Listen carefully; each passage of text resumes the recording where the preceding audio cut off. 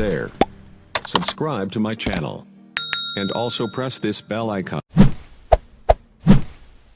تو دوسرا مسلمان کا تعاون نہیں کرتا تھا, وہ عیسائی کا تعاون کرتا تھا. کیوں؟ اس لیے کہ اس کو اس سے بدلہ لینا.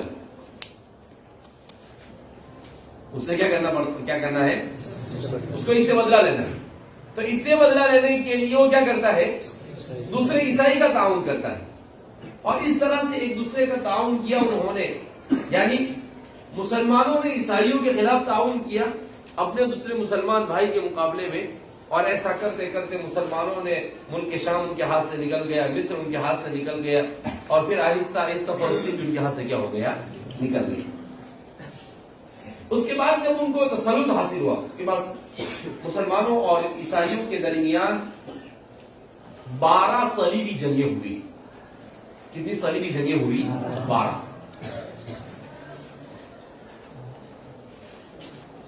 90 سال کے عرصے میں ان 12 صلیبی جنگوں میں جب انہیں شکست ہوئی تو اس شکست کے بعد ان لوگوں نے اس بات کو تسلیم کر لیا کہ مسلمان کو طاقت سے نہیں, مسلمان کو اس کے اپنے عقیدے میں کمزوری پیدا کر کر ہرایا جا سکتا ہے. جب اس کا عقیدہ کمزور ہوگا تو اللہ کی مدد بھی اس پر آئے گی.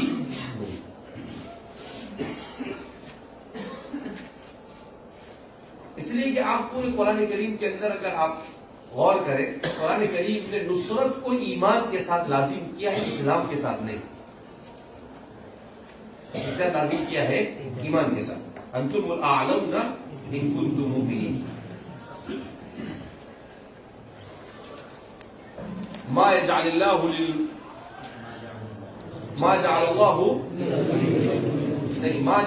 للمشرکین على المؤمنین سبیلا, ایک آیت ہے. ما جعل الله من بحيرة ولا سائبة ولن يجعل الله للكافرین على المؤمنین. اب جتنی بھی آیتیں دیکھیں گے ان تمام آیتوں میں قرآن نے کیا کہا؟ مؤمنین. مسلمین کہیں پر نہیں استعمال کیا. اس کا مطلب کیا کہ جب عقیدہ اور فکر مضبوط ہوگی تو اللہ رب العزت کی مدد ضرور آئے گی. لیکن عقیدہ اور فکر کمزور تو اللہ رب العزت کی مدد آ سکتی نہیں. اسی لیے دشمن نے 300-400 سال تک ہم پر محنت کی اور ہمارے عقیدے اور فکر کو کمزور کیا. آج مسلمانوں میں ایسے ایسے عقیدے کے حامی لوگ پائے جاتے ہیں کہ الامان والحفظ, انسان سوچ بھی نہیں سکتا. اس میں جہاں بہت ساری ذمہ داریاں ہیں اس میں ہم علماء بھی ذمہ دار ہیں کہ ہم نے انہیں اسلامی عقیدے کے سلسلے میں جس طرح سے مطمئن کرنا چاہیے ویسا مطمئن کیا نہیں. اس سلسلے میں سب سے بہترین کام ہماری 20ویں صدی کے اندر میں جو کیا ہے وہ حکیم الامت مجدد ملت حضرت تھانوی رحمۃ اللہ علیہ. دیکھو, اللہ رب العزت جب انسان سے کام لینے پر آتا ہے تو ہر طرح کا کام لیتا ہے. اللہ رب العزت کا نظام یہ ہے کہ اللہ نے اس دین کی حفاظت کا ذمہ اپنے سر پہ لیا ہے. تو اللہ نے جب بھی دشمن کسی قسم کا پلان بناتا ہے, کوئی سازش رچتا ہے, تو تاریخ اٹھا کر آپ دیکھیں گے کہ اللہ رب العزت نے اس قسم کی سازش کے انجام دیے جانے سے پہلے ایسی شخصیتوں کو کھڑا کیا جنہوں نے اس کا حل امت کے سامنے پیش کیا.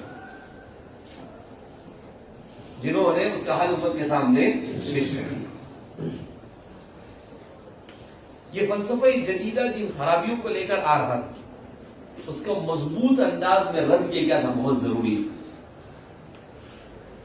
تو اللہ رب العزت نے بر صغیر میں 2 شخصیتیں ایسی کھڑی کی کہ ان 2 شخصیتوں نے فلسفہ جدیدہ کا زوردار ان کے اصول اور قرآن اور حدیث کے اصول کی روشنی میں رد کی.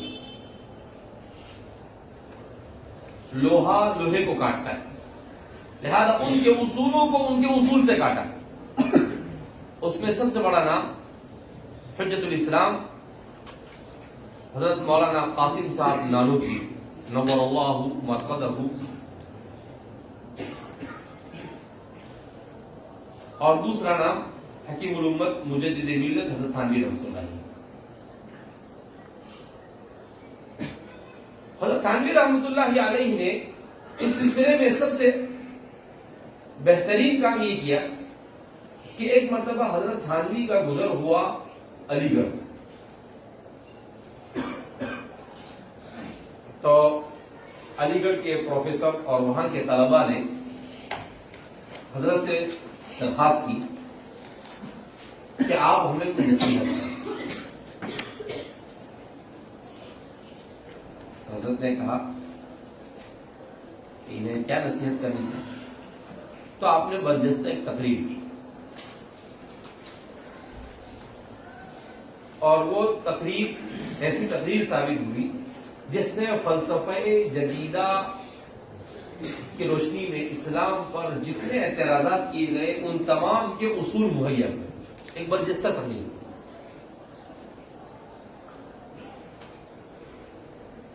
سائنس اور فلسفے کے راستے سے جتنے شبہات سامنے بیٹھے ہوئے اصلی تعلیم یافتہ طبقے کے ذہن میں تھے, اللہ رب العزت نے حضرت کے دل پر ایسا اس کا القاء کیا, ایسے مضامین القاء کیے کہ آپ نے ان سب کو اصول کی روشنی میں کیا کر دیا. پورا مجمع حیران ہو گیا. اس کے بعد کچھ لوگوں نے کہا کہ آپ نے جو تقریر کی ہے یہ گویا کہ فلسفہ جدیدہ کے رد میں ایک آخری کیل ہے, اسے مرتب ہونا چاہیے. تو پھر آپ نے اس کو لکھا جس کا نام آپ نے رکھا الانتباہات المفیدہ فی الاشتباہات الجدیدہ. الانتباہات, اور تھانوی نام بھی بڑے جاندار رکھتے تھے. الانتباہات المفیدہ فی الاشتباہات الجدیدہ, جدید شبہات کے سلسلے میں مفید تنبیہات. جدید شبہات کے بارے میں اس کے سلسلے میں مفید تنبیہات.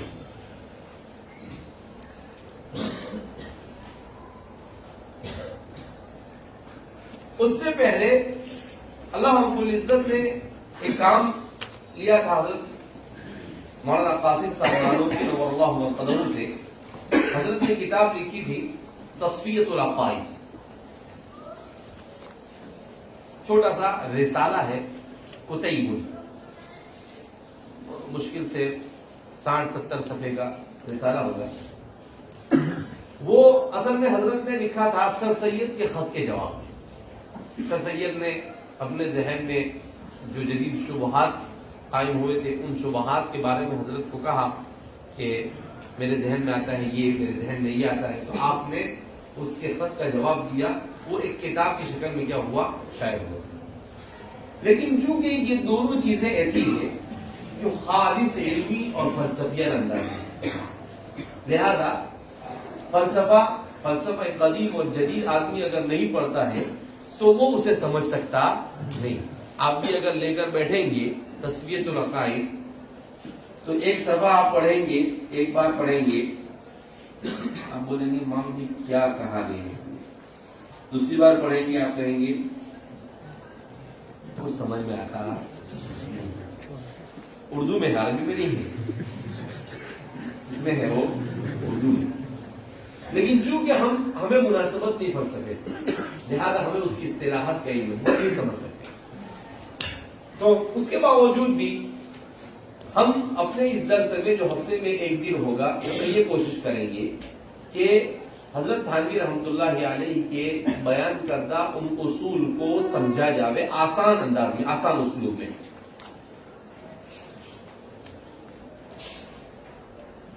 تو اس سلسلے میں کچھ نوٹس وغیرہ میں نے تیار کروائی ہے حکیم فخر الاسلام صاحب سے, کیونکہ ان کو فلسفے سے بہت زیادہ مناسبت تھی اور ہم لوگ تقریباً 7-8 سال تک ان مسائل پر آپس میں ایک دوسرے سے جب بھی ملتے تھے گفتگو کرتے رہتے تھے. کیونکہ جامعہ کے نصاب میں فلسفے کی کوئی کتاب نہیں تھی. میں نے اپنے طالب علمی کے زمانے میں خارج میں فلسفے کی کتاب پڑھی. جو چیز مجھے اس طالب علمی کے زمانے میں ایسی سمجھ میں آتی تھی کہ بھئی یہ چیز پڑھنی چاہیے, تو میں کیا کرتا تھا, کسی उस फन से मुनासबत रखने वाले उस्ताद से जाकर उसको पढ़ देना है। तो हम जब पढ़ते थे गालिबन अरबी सोम के साल में शरीफ तहजीब पढ़ते थे, मौलाना सभी अख्तर साहब के पास किशनगंज के थे, तो उनके पास हम पढ़ते थे। तो हमने उनसे ही दरखास्त की, उनको मुनासबत से फलसफा कि हम आपके पास फलसफा भी पढ़ना चाहते हैं। तो फिर हमने मबादिउल फलसफा और उसके अलावा कुछ किताबें उनके पास, असर के बाद जाकर हम असर से मगरिब उनके पास पढ़ते थे। लिहाजा इस बिना पर फलसफे से उसी जमाने से मुनासबत पैदा हो गई। और उसके बाद इस मौजू पर अल्लाह की तौफीक से बहुत कुछ पढ़ने को मिला, इसलिए कि मैं पिछले 10 साल से एक मजमून लिख रहा हूं, इंसान, हयात और कायनात, फलसफा, साइंस और कुरान की रोशनी में। कि इंसान के बारे में साइंस, फलसफा और इस्लाम क्या कहता है, कायनात के बारे में क्या कहते हैं, इस्लाम ने क्या कहा, साइंस ने क्या कहा, फलसफे ने क्या कहा। तो 10 साल से मैं इस पर पढ़ रहा हूं। मेरे तकरीबन अब तक के उस पर 350 से 400 सफहात लिखे हैं, लेकिन अभी तक वो मेरी बहस खत्म हुई नहीं। तो उस पर मुसलसल, तो उसी पढ़ने के दौरान मुझे ये बात समझ में आई कि हमारे तलबा का इन चीजों का जानना क्या है, बहुत जरूरी है। तो इसलिए आप आज पहला दिन है जिसमें कुछ चीजें हैं आप हजरत थानवी की इस किताब से मुतालिक वो आपके सामने बयान करनी जाएगी। मैं उसको जहां पर समझाने की जरूरत होगी वहां पर समझा दूंगा। 19वीं सदी के अवाखिर से साइंसी कवानीन और उलूम जदीदा के उसूल और कवानीन फितरत के इतलाकी हैसियतों के साथ अहले इस्लाम को जिस किस्म के मुबारजा व मुआरजा दरपेश था, उसके पेश नजर हिंदुस्तान में बहुत से लोगों की तरफ से आवाज उठने लगी कि तब्दीली हालात और जदीद तहकीकात को सामने रखकर इल्मे कलाम जदीद मुदव्वन होना चाहिए। यानी मैंने कहा कि चूंकि फलसफा और साइंस ये तकरीबन 14, 15, 16, 17 सदियों से गुजरते हुए आए, जिसमें बड़े बड़े साइंसदान पैदा हुए। इनको मुफक्किर कहने के बजाय साइंसदान कहना ही अच्छा है। जिस मार्टिन लोथन कह सकते हैं आप, इसी तरीके से उसके बाद कांट पैदा हुआ, फिर उसके बाद न्यूटन पैदा हुआ। न्यूटन जिसको कवानीन फितरत का सबसे बड़ा खोज लगाने वाला कहा जाता है, कि उसने दरख्त के नीचे बैठा था, सेब के दरख्त के नीचे, तो सेब गिरा, नीचे जमीन पर आया, तो उसने कानून कशिश का इंकशाफ किया। उसने कहा कि ये सेब गिरा, तो साइंसदान ऐसे ही सोचता है, ये नीचे क्यों, ऊपर क्यों नहीं गया?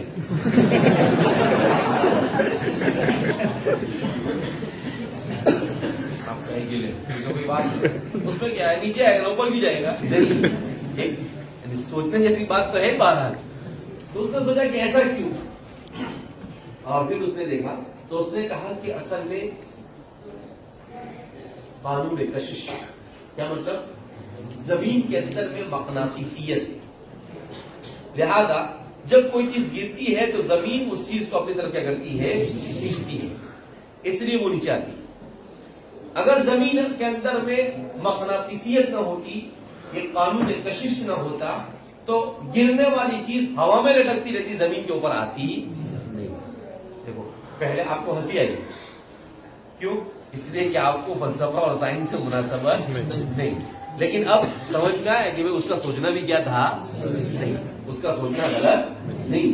तो इस तरह से अब न्यूटन आया, फिर उसके बाद साइंस का और दीन का दोनों के अलग अलग दायरे थे। इन जदीद फलसफा ने उन सबको एक दूसरे के अंदर में गुड़मुड़ कर दिया, खलत मलत कर दिया। अब उसके बाद डार्विन आया, उसने आकर बेतुकी बातें करी। उसके बाद फ्राइड आया, उसने फ्रॉड किया, जा अफ्राइड फराइड फराडा।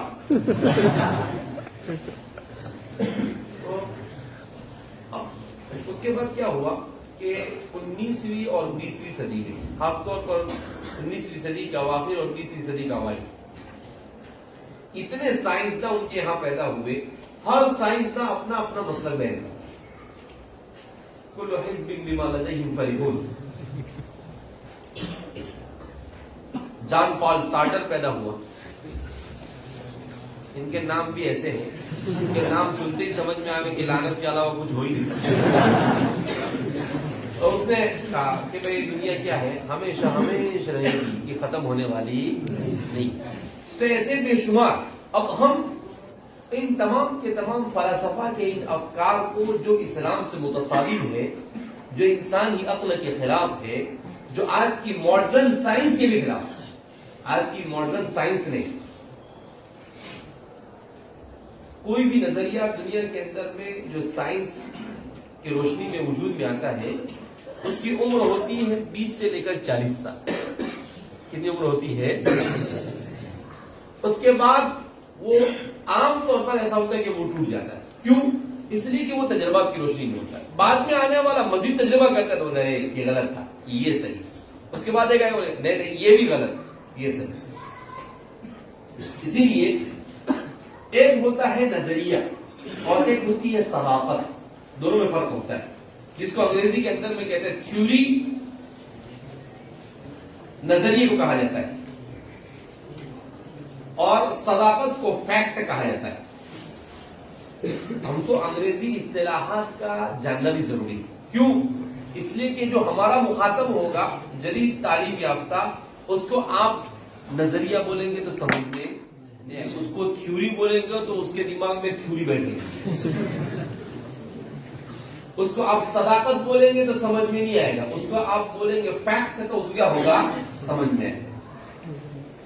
تو اس لیے ہمارے لیے ضروری ہے کہ ان کی ضروری اصطلاحات کو بھی ہوں. دیکھو آپ مودودی صاحب کو دیکھو، ذاکر نائک کو دیکھو، وحید الدین خان کو دیکھو، یہ لوگ کیسے معاشرے کے پڑھے لکھے طبقے پر اثر انداز ہوتے ہیں. اس لیے کہ ان کی زبان میں بولتے ہیں. تھوڑا سا بولیں گے اور اس میں انگریزی ورڈ کیا کریں گے، وہ ملا دیں گے، کیونکہ وہ ان کو سمجھ میں آتا ہے. ان کو گاڑی اردو سمجھ میں نہیں آتی. عربی تو بہت دور کی بات ہے، عربی تو بہت دور کی بات، اردو بھی ان کو سمجھ میں آتی نہیں. یاد ہے اس بنا پر ہمیں ان کی بھی کچھ چیزیں، ان کے الفاظ ان کو سمجھانے کے لیے. کیوں؟ اس لیے کہ یہ ہم اپنے سمجھنے کے لیے نہیں سمجھ رہے. الحمدللہ اللہ رب العزت نے ہمیں مدرسے کے ماحول میں بھیج دیا ہے، ہمیں کچھ سمجھنے کی ضرورت نہیں ہے. ہمیں سب چیز سمجھ میں آ گئی ہے اور ہمیں یہ اطمینان ہے کہ جو دین اور جو مذہب ہمیں ملا ہے 100% وہ حق ہے اور اس میں زیادہ برابر بھی کوئی شک ہمیں ہے نہیں. لیکن ہمارا کام یہ ہے کہ ہم سامنے والے کو کیسے مطمئن کریں. لہٰذا اس بنا پر تو اب ایک مبارزہ پیدا ہوا. اب اس کے پیش نظر ہندوستان میں بہت سارے لوگوں کی طرف سے آواز اٹھنے لگی کہ تبدیل یا حالات اور جدید تحقیقات کو سامنے رکھ کر علم کلام جدید مدون ہونا چاہیے. علم کلام ایک قدیم تھا جو معتزلہ کے وجود میں آنے کے بعد مسلمانوں میں وجود میں آیا. وہ علم کلام قدیم کہا جاتا ہے، اس کو علم کلام قدیم. علم کلام قدیم کے ہمارے جو مشاہیر گزرے ہیں، ان مشاہیر میں امام ابو الحسن الاشعری ہے، امام ماتریدی ہے، امام غزالی ہے،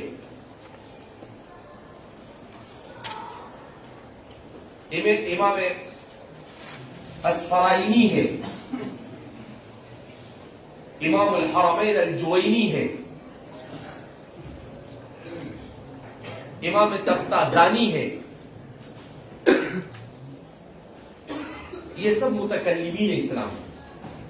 انہوں نے اسلام کو عقلی انداز میں اپنے زمانے میں اسلام کا دفاع کیا اور عقل کی روشنی میں اسلام پر جو اعتراضات قائم کرنے کی کوشش کی گئی اس کا انہوں نے مقابلہ کیا. اب اس کے بعد جب سائنس وجود میں آیا تو اب لوگ یہ کہنے لگے کہ اب علم کلام جدید وجود میں آنا چاہیے تاکہ اسلام پر عقل اور علم کی راہ سے وارد ہونے والے اعتراضات کا عقلی اصولوں پر جواب فراہم کرنا مہیا ہو سکے. کہ بھئی کس طریقے سے سائنس کے راستے سے اعتراضات ہو رہے اس کا جواب دیا جاوے، جدید عقل کے راستے سے جو اعتراضات کیے جائے ان کا جواب دیا جاوے.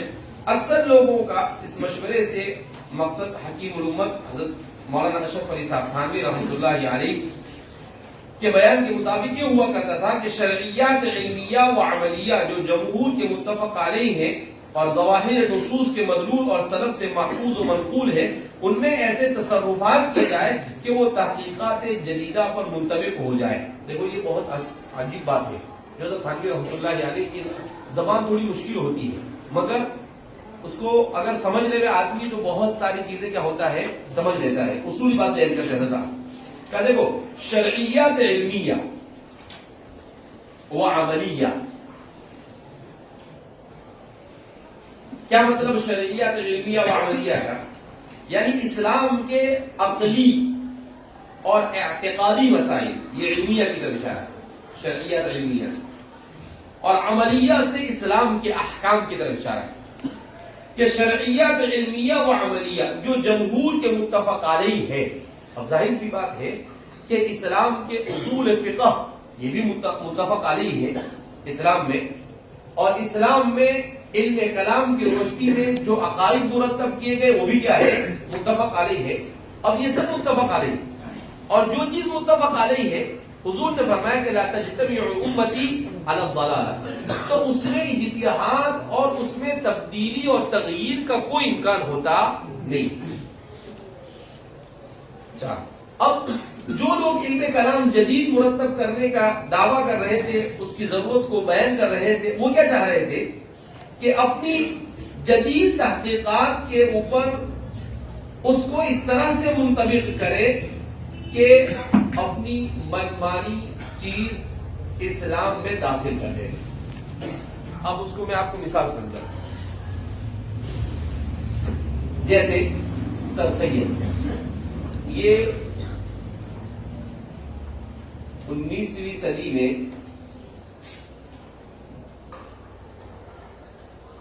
جدت پسندی کے امام مانے، یعنی امام ہدایت نہیں۔ اب یہ کیا کرتے ہیں، حضرت نے جو بات بیان کی اس کو میں مثال سے سمجھاتا ہوں۔ یہ کیا کہتے ہیں کہ دیکھو جدید زمانے کا تقاضا کہ بینک کے سود کو جائز قرار دیا جائے، اس لیے کہ سرمایہ دارانہ نظام جس کو آپ پڑھیں گے ابھی، جس کو کیپٹلزم کہا جاتا ہے، اس کا یہ ماننا ہے کہ سود کے بغیر کوئی بھی بڑی تجارت کی جا سکتی نہیں، لہذا سود زمانے کی بہت بڑی ضرورت ہے، سود کو جائز قرار دینا چاہیے۔ انہوں نے کیا کیا کہ اپنے طور پر حضرت کی نادر تحقیقات آ رہی ہے، ابھی نئی تحقیق پیش کریں گے۔ کیسے نئی تحقیق پیش کریں گے کہ اسلام نے جس سود کو حرام قرار دیا ہے وہ مہاجنی سود ہے۔ تحقیقات جدیدہ تو حضرت کی تحقیق آ رہی، کیا کہتے ہیں کہ اسلام نے مہاجنی سود کو حرام قرار دیا، تجارتی سود کی حرمت اسلام میں نہیں، لہذا اگر کوئی آدمی بینک سے تجارت کے لیے سود لیتا ہے تو لینا اور دینا دونوں جائز ہے۔ بہت ساری یہ ہے تحقیقات جدیدہ، اور پھر اس کا نام بھی بدل دیا انہوں نے، کہا یہ جو بینک سے ملتا ہے یہ سود نہیں ہے، یہ یوزری ہے۔ یہ کیا ہے؟ نام بھی بنایا حضرت، اصطلاح بھی بناتے تھے خود ہی اپنی، کہا یہ کیا ہے؟ یوزری ہے۔ اردو میں اس کا یوزری نام دیا، کہا انگریزی میں اس کو انٹرسٹ کہا جاتا ہے۔ یہ سود نہیں ہے بلکہ یہ یوزری ہے۔ شریعت نے سود کو حرام قرار دیا ہے، یوزری کو شریعت نے حرام قرار دیا نہیں ہے، لہذا اس بنا پر بینک سے تجارت کے لیے سود کا لین دین نو پرابلم۔ یہ سچ دیکھ رہے حضرت اسی کو بیان کہ چاہ رہے ہیں کہ اپنی منمانی سے حضرت شیخ الاسلام فقیر اللہ حضرت مولانا تقی عثمانی صاحب نے اپنی کتاب تقریر ترمذی کے اندر میں کتاب البیوع کے شروع میں اس خاص طور پر الربا باب الربا کے باب میں اس کو بہت اچھے انداز میں بیان کیا. حضرت نے لکھا کہ اسلامی احکامات کا مدار علتوں پر ہوتا ہے، حکمتوں پر نہیں ہوتا ہے. اس پر ہوتا ہے علتوں پر، حکمتوں پر نہیں ہوتا ہے. اور علت سود کیا ہے؟ کل قرض جر نفعا فهو ربا.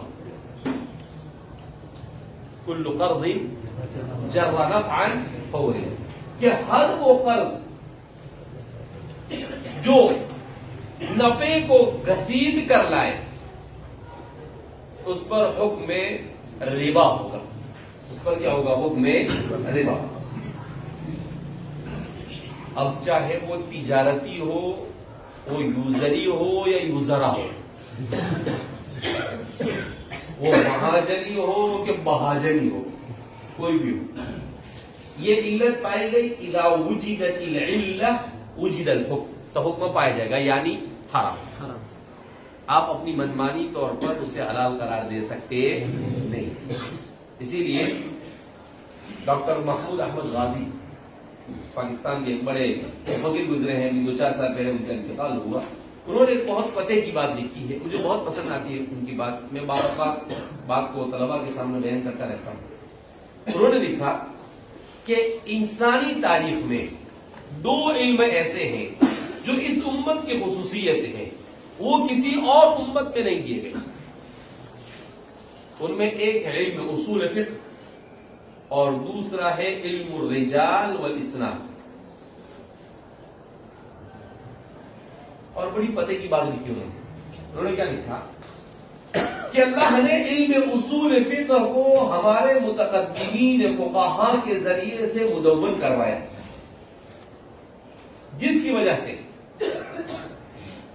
شریعت میں عقل کے راستے سے جتنی گمراہیاں آ سکتی تھی اس کا سد باب ہو گیا. عقل کے راستے سے جتنی گمراہیاں داخل کرنے کی کوشش کی جا سکتی تھی اس کا سد باب ہو گیا. کہا کیسے؟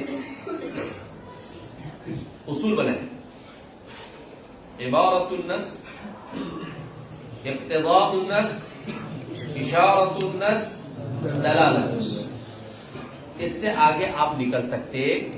اگر کوئی کسی حکم کو بیان کرنے کے لیے آیت نازل ہوئی تو عبارت النص ولا مجال للاجتہاد فیہ، اور عبارت النص میں اجتہاد کی کوئی گنجائش نہیں. احل اللہ البیع وحرم الربا، 100 سر سید بھی آ جاوے تو اس حرم الربا کو حلل الربا کر سکتے. عبارت النص کیا ہے؟ عبارت النص. اب اگر نہیں تو آپ اقتضاء النص سے، دلالت النص، اشارت، لیکن اس سے آگے آپ بڑھ سکتے نہیں. تو کہا کوئی بھی آدمی عقل کے دائرے کو متعین کر دیا گیا کہ شریعت اللہ کی کتاب کو اور اللہ کے رسول کے کلام کو سمجھنے کا دائرہ اتنا ہے، اس سے آگے آپ بڑھ سکتے. اس سے آگے بڑھے تو یوں سمجھ لے گا کہ آپ نے ڈیڈ لائن کراس کیا، یعنی آپ ناقابل قبول. آپ کی تحقیقات جدیدہ اس کو ایک ٹوکری میں باندھنے کا اور کسی کنویں میں کیا کر دینے کا، پھینک دینے کا، وہ امت میں تلقی بالقبول حاصل کر سکتی نہیں ہے.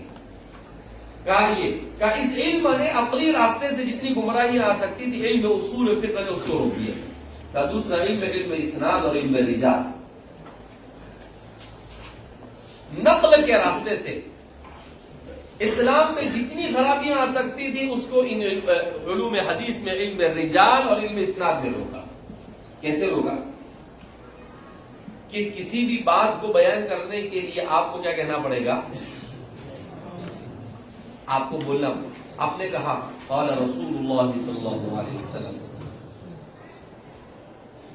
آپ کو سوال ہوگا کہ حضور نے کہا، اس کی کیا گارنٹی ہے؟ آپ نے کس سے سنا؟ تو آپ کہیں گے فلاں سے سنا. چاند پٹک کرو اس کی. یہ جھوٹا ہے سچا ہے کیسا نہیں. آپ نے دعا کی یہ سچا ہے. اب یہ معلوم کرو اس نے کس سے سنا تو اس نے فلاں سے سنا. ایسا کرتے کرتے اللہ کے رسول تک پہنچا. کوئی بھی آدمی اپنی منمانی اس میں داخل کر سکتا. جو اسلام مجھ تک اور آپ تک پہنچا ہے اس میں 1% کا 1000واں حصہ بھی ملاوٹ نہیں. کیا بول رہا ہوں؟ 1% کا ملاوٹ کا سوال نہیں پیدا ہوتا. کوئی گنجائش ہی نہیں ملاوٹ. اللہ ہمارے محدثین کو اور فقہاء کو جزائے خیر دے. محدثین کتنا زبردست اہتمام کرتے تھے. ہارون الرشید کے زمانے میں عبد الکریم ابن العوجہ کو پکڑ کے لائے گئے. عبد الکریم ابن العوجہ واضح حدیث وضع کرتا تھا. کرتا تھا کیا کرتا؟ کہیں بھی بیٹھ جاوے اور خود ہی پوری سند بناوے اور سند بنا کر کے قال رسول اللہ صلی اللہ علیہ وسلم. محدثین نے شکایت کی ہارون الرشید کو کہ یہ بہت بھاری شخصیت ہے. لاؤ پکڑ کے اس کو دربار میں لائے. ہارون الرشید نے کہا کہ آپ حدیث وضع کرتے. اس نے اقرار کیا. اس کا حکم کیا ہے؟ محدثین اور فقہاء نے کہا یقتل. جو آدمی وضع حدیث کرے اسے قتل کر دیا. اس لیے کہ وہ متعدی فتنے کا شکار ہے. ہارون الرشید نے جلال کو کہا کہ اسی گدڑ لو. تو اس نے کہا کہ مجھے تھوڑی سی مہلت دی جائے. ہارون الرشید نے کہا بتاؤ کیا کام ہے؟ کہا دیکھو میں نے 400 حدیثیں پڑھی ہیں. اگر آپ مجھے مار ڈالیں گے تو 400 حدیثیں چلتی رہیں. ہارون الرشید نے کہا تجھے 1 منٹ کی بھی مہلت دی, اس کی ابھی لڑوں گا. مار دیا. لوگوں نے کہا کہ ہارون الرشید سے کیے تو یہ کہہ کر گیا اور آپ نے اس کو قتل کروا دیا تو 400 حدیثیں تو قیامت تک اب چلتی رہے گی. ہارون الرشید مسکرائے اور کہا کہ کچھ نہیں. ہارون الرشید نے کہا کہ محدثین کو بلا. عبداللہ مبارک وغیرہ زندہ تھے. کہا عبداللہ مبارک سے کہ ابھی ہم نے عبد الکریم ابن العوجہ کو قتل کیا ہے اور اس نے ایسا کہا کہ میں نے تقریباً 400 حدیثیں وضع کر ذخیر حدیث کے اندر میں شامل کر دی. لہذا آپ لوگ وہ 400 حدیثیں نکال کر لائیں. محدثین کی جماعت نکلی اور وہ جہاں جہاں درد دیتا تھا ان علاقوں میں جا کر لوگوں کے پاس سے حدیث سننا شروع کی. کہا آپ کے پاس کیا حدیث ہے؟ چلو سناؤ. وہ حدیث سنا میں جہاں آوے عبد الکریم ابن العوجہ نشان کر. ہاں یہ حضرت کی کارستانی.